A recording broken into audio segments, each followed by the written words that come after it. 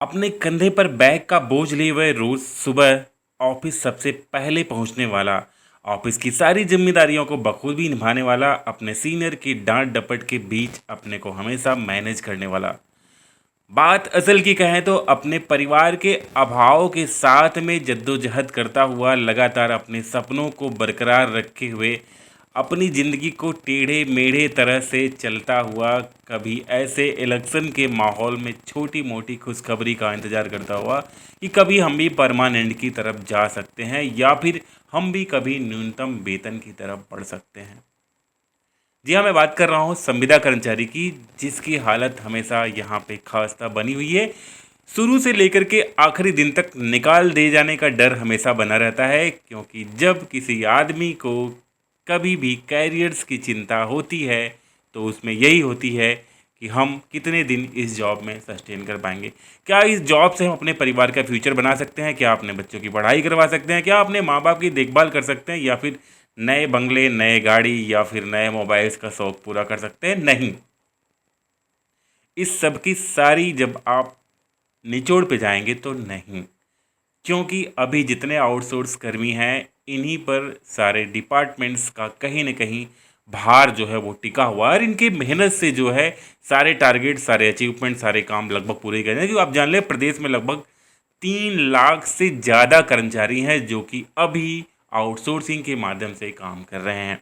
ऐसे में कोर्ट का ये फैसला है कि प्रदेश सरकार जो है अपने इस न्यूनतम वेतन से जो है अपने मुख नहीं मोड़ सकती, लेकिन इसमें कई चीज़ें सामने आ जाती हैं।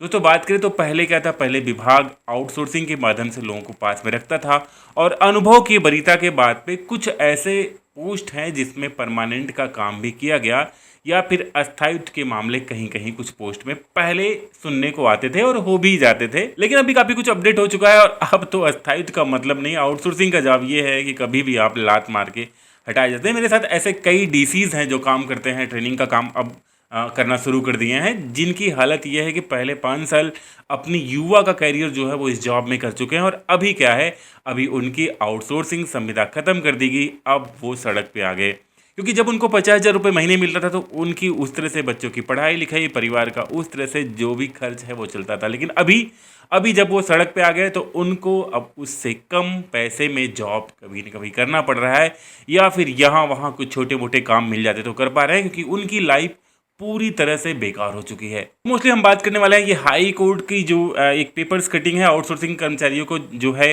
न्यूनतम वेतन दे प्रदेश सरकार, इस तरह की है। लेकिन इसमें बात यहाँ पे आ जाती है, लास्ट में आप पेपर कटिंग देख सकते हैं, मैं डिस्क्रिप्शन में लिंक भी डालूंगा, डाउनलोड भी कर सकते हैं, पढ़ सकते हैं। आप सब तक पेपर कटिंग कहीं न कहीं पहुँच भी होगी। आप देख सकते हैं यहाँ पे सबसे बड़ी चीज़ जो है कि कोर्ट ने तो ये चीज़ें कही है कि न्यूनतम वेतन दिया जाए, लेकिन जब आउटसोर्सिंग की बात आती है, आउटसोर्सिंग का मतलब है कि अभी जितने सारे विभाग हैं सब जिम पोर्टल से ही किसी व्यक्ति को यहाँ पे चयन कर रहे हैं, और जब ये चयन करते हैं तो जाहिर सी बात है कि इनका 1 साल का संविदा होती है, और 1 साल के बाद पूरा पूरा अधिकार होता है कि ये आपको निकाल सकते हैं।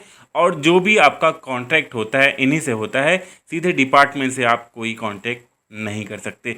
जिम पोर्टल क्या है? जिम पोर्टल एक माध्यम बनाया गया है कि जो भी एजेंसीज है, चाहे वो मैन पावर सप्लाई करे या फिर आप कोई सामान सप्लाई करना चाहते हैं, कोई चीज़ बेचना चाहते हैं किसी डिपार्टमेंट को या फिर किसी एजेंसीज को, तो आप यहाँ पे अपने को रजिस्टर्ड करेंगे। जो डिपार्टमेंट आपसे कोई सेवा लेनी चाहेगी वो आपको वहाँ से क्या करेगा, हायर कर सकता है। आपके रेट कोटेशन सारे वहाँ पे पहले से फीड होंगे। तो जब कभी कोर्ट जाने के मामले आते हैं तो कोर्ट यही चीज़ कह के टालती है, और इस पर किसी तरह के कोई बातें नहीं आ पाती। तो ये संविदा कर्मचारी का है। यहाँ तक बताओ कि संविदा कर्मचारी के अलावा हमारे साथ में ऐसे कई ऐसे लोग पढ़ने वाले थे जो कि प्राइवेट नौकरीज भी करते थे, लेकिन आज संविदा कर्मचारी से अच्छी बेहतर ज़िंदगी उनकी है। आज ऐसे कई लोग हैं जो कि अपने आप को वेल इस्टेब्लिश कर चुके हैं, और उनके पास जो है उनका फ्यूचर काफ़ी अच्छा हो चुका है। लेकिन ऐसे कई लोग काम करने वाले थे जो कि संविदा पे अपने आप को वहाँ पे रखे हैं और वहीं सस्टेन है, उनकी लाइफ बद से बदतर होती चली जा रही है। अब सरकार को इस चीज़ पे सोचना चाहिए कि संविदा कर्मचारी भी हमारे एक हैंड्स हैं, वो भी हमारे काम को, हमारे डेवलपमेंट में काफ़ी सहयोग करते हैं। उनके लिए ज़रूर विचार करना चाहिए, क्योंकि इनके पास होता है अनुभव अच्छे काम करने का।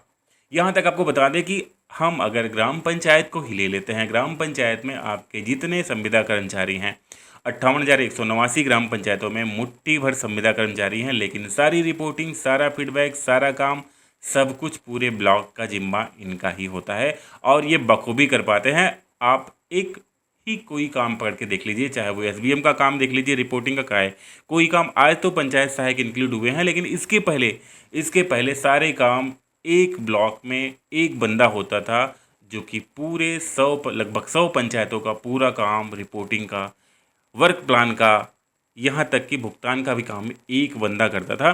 मैं बात किसी और चीज़ की नहीं कर रहा हूँ, मैं इसलिए बात कर रहा हूँ कि उस बंदे में कितना हुनर होगा, उस बंदे में कितनी मेहनत करने की क्षमता होगी, जो कि इतने सारे काम को टोटल मैनेज करता है। तो जाहिर सी बात है वो बंदा कहीं न कहीं मेहनती है और एलिजिबल है अपने हक पाने को। लेकिन ऐसा नहीं होता है, लगातार नए लोगों को चांसेस देने का यहाँ पे अवसर होता है, क्योंकि सरकार अपने एम्प्लॉयमेंट काउंट्स को यहाँ पे बढ़ा देती है और एक बार एम्प्लॉयमेंट दे के फिर उसको डिमोशन, नीचे सड़क पे भटकने के लिए छोड़ देती है।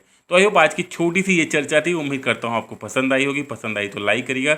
ऐसे ही कुछ मोटिवेशन चर्चाएँ जानकारी के लिए चैनल को सब्सक्राइब कर लीजिएगा। मिलते किसी और वीडियो में, तब तक के लिए जय हिंद भाई दोस्तों।